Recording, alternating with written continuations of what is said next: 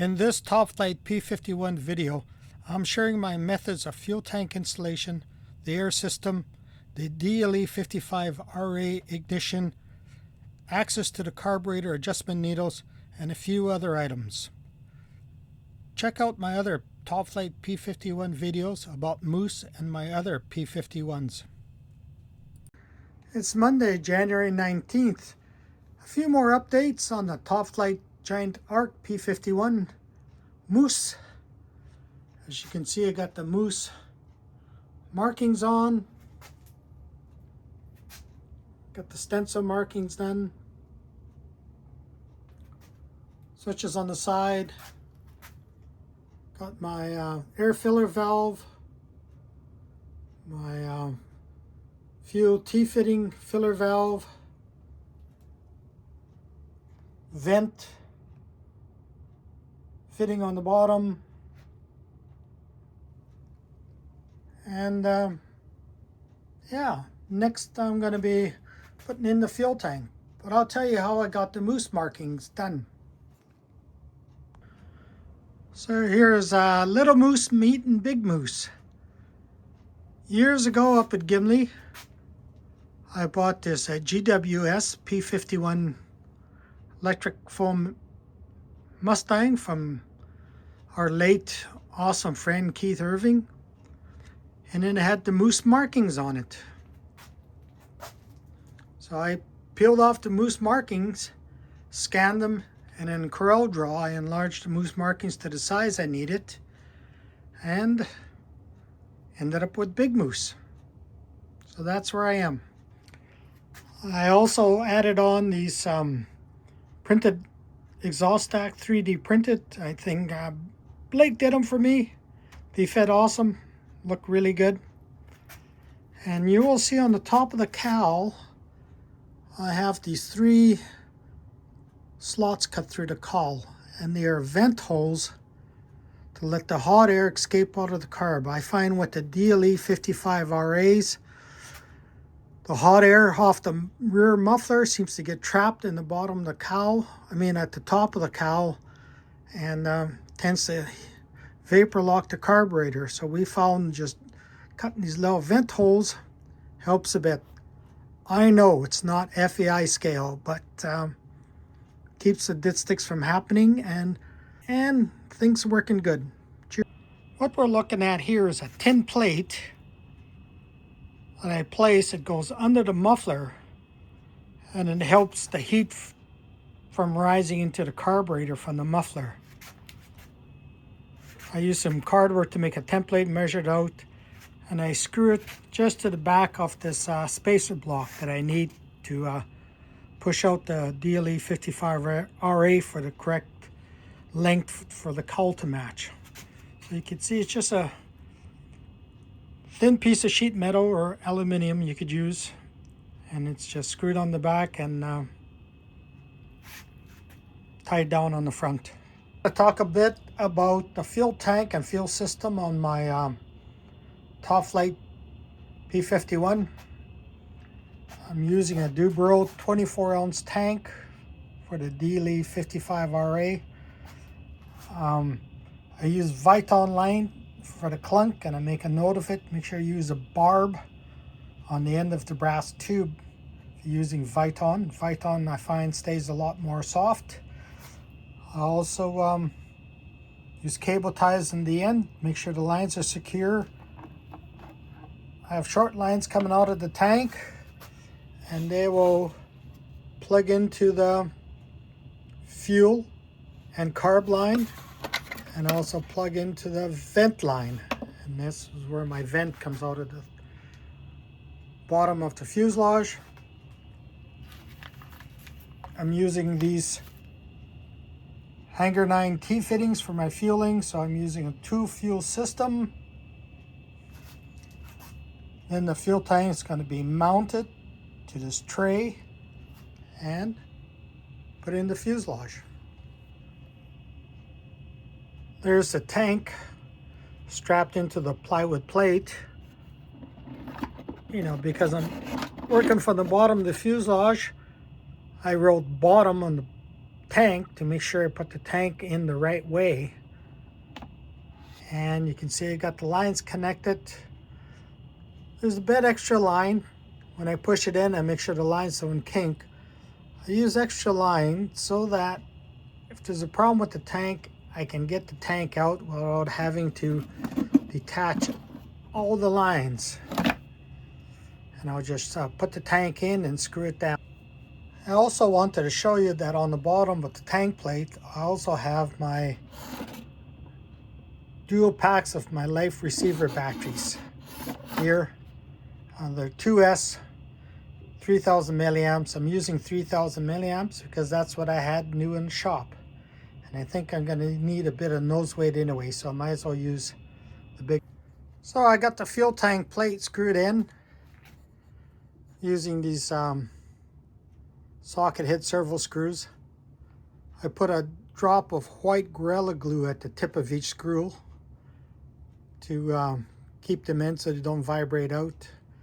You can see you put lines in there to mark the plate to the fuselage.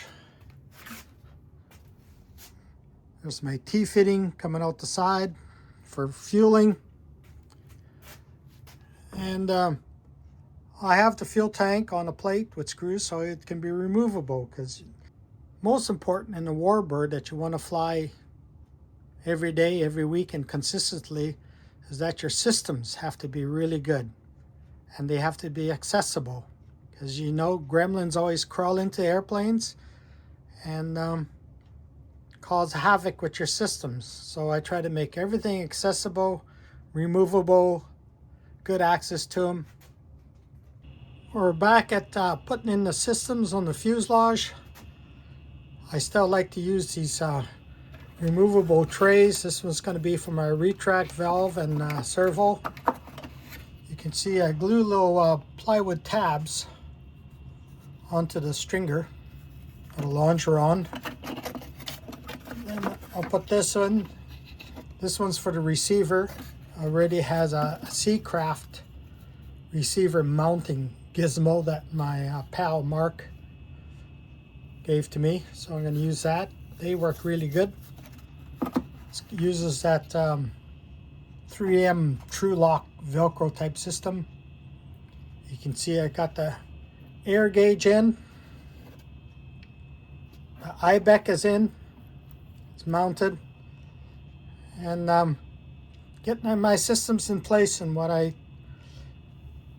like to do is make everything removable for service in case you have a snag at the field, especially at a camp and fly on a long weekend and it's something you got to get at.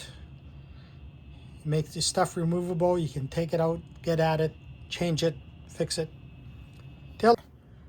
This is how I do my air retract servo, the valve. I use E6000 or Goop. I glue on the servo to the plywood plate. Glue on retract valve with E6000 to a block of wood. Use a ball link at the end, set the travel on my transmitter. And I'll just get it into the fuselage. I now have the retract valve and servo bolted in. Got my receiver mounted. Got my antenna into these plastic guide tubes. Taped down. Grotner GR32 receiver has 4 antenna. Got my tank hold down. You see I use elastic that you would find on your clothes instead of rubber bands. I find rubber bands tend to fatigue and break after a few years. Got my IBEC mounted here. And the wiring is pretty well tucked in. The wires that are right aileron, right flap, left flap are this 4 leads. And I got it hooked onto sort of like a strain relief connector here too. So if if your wing flips over, if you're putting on the wing, you're not pulling the wires out of your receiver. Next will be add some air to the air tank and system, see if there's any leaks. Then it'll be to the engine mount. Once you get your engine mounted, it's very important you take a bit extra time and get all the wiring tied down so it's not flopping around inside the cowl and getting chafed and causing a short, and you end up with a dead engine at the most inopportune time, like doing a low worm burner pass and your engine quits. And you can see I'm started with this plywood plate here. I'm going to drill a couple holes in it and put some straws in there so I can access my adjustment needles on the carburetor. So here I have the airplane upside down. You can see I got my spark plug wire secured to the firewall so that it doesn't move around and contact the muffler and melt. I also got a hose clamp on my spark plug cap. Actually, Desert Aircraft EA engines in their manuals say to use a hose clamp to secure your spark plug to prevent missing runs, servo glitching. You can see I got my metal plate there between the carburetor and the muffler to keep the heat out of the carburetor. And got the muffler extensions on. So next I'll move on to the access holes for the carburetor adjustment screws. So this is how I use plastic straws to make guides to access the adjustment needles on the carburetor.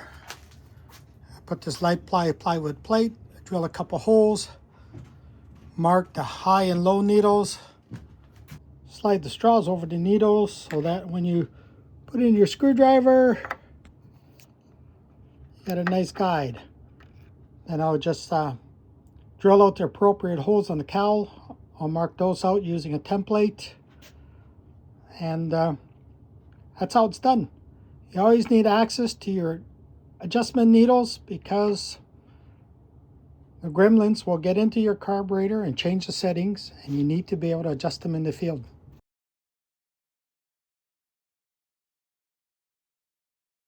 So I made a template with the holes to get at carburetor needles and drill out those two holes. As with my Twilight Tier Mustang and this Mustang, the holes for the needles end up on the exhaust or the fake exhaust. But that's part of life. One needs access to those adjustment needles on the carburetor.